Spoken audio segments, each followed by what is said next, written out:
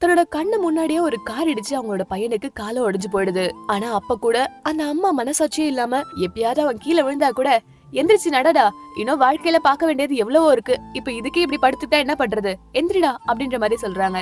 ரோட்ல போறவங்க எல்லாருமே என்ன இந்த அம்மா கொஞ்சம் கூட ஈவு இறக்கம் இல்லாதவளா இருக்காளே அப்படின்ற மாதிரி ரொம்பவே ஃபீல் பண்றாங்க அந்த பையனை பார்த்து.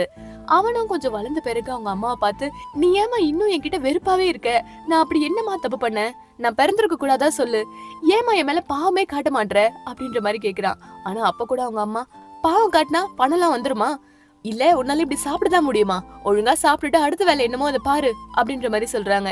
இந்த பையனும் வளரும் போதும் தன்னோட அம்மாக்கு இவனை பிடிக்கல போல இருக்கு, அதான் இப்படி பண்றாங்க அப்படின்ற மாதிரி நினைச்சிட்டு இருப்பான்.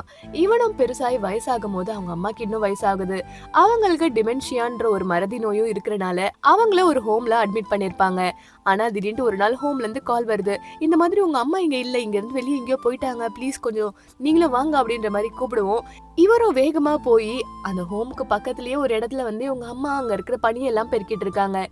என்ன பண்ணிட்டு இருக்கீங்க இங்க அப்படின்ற மாதிரி கேட்கவும், அது இல்லப்பா இங்க நிறைய பனி இருக்குப்பா, இன்னும் கொஞ்ச நேரத்துல என் பையன் ஸ்கூல்ல இருந்து வந்துருவான்ப்பா, அதுவும் இல்லாம அவனுக்கு காலெல்லாம் அடிபட்டிருக்கு, அதனால அவன் கீழே விழுந்துருவான், இப்பயே நான் பனியெல்லாம் பெருக்கி எடுக்கணும்பா அப்படின்ற மாதிரி அவங்களோட பையனோட நினைவிலேயே அவங்க அந்த பனியெல்லாம் ஓரமா ஒதுக்கிட்டு இருக்காங்க. அப்போதான் அவனுக்கு ஞாபகமும் வருது, அவன் ஸ்கூலுக்கு போற நேரத்துல அவன் எவ்வளவுதான் அவங்க அம்மா மேல டென்ஷனா இருந்தாலுமே ஆனா அவங்களோட வாசல் மட்டுமே எப்பவுமே கிளீனா இருந்தது, என்னடா அது எப்படி கிளீனா இருந்தது அப்படின்ற மாதிரி அப்பெல்லாம் யோசிச்சிருப்பான்.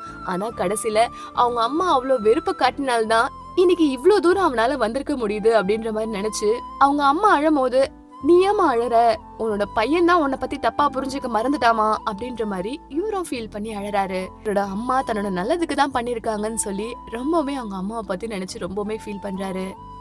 இந்த வீடியோ உங்களுக்கு பிடிச்சிருந்தா மறக்காம லைக் அண்ட் சப்ஸ்கிரைப் பண்ணிக்கோ.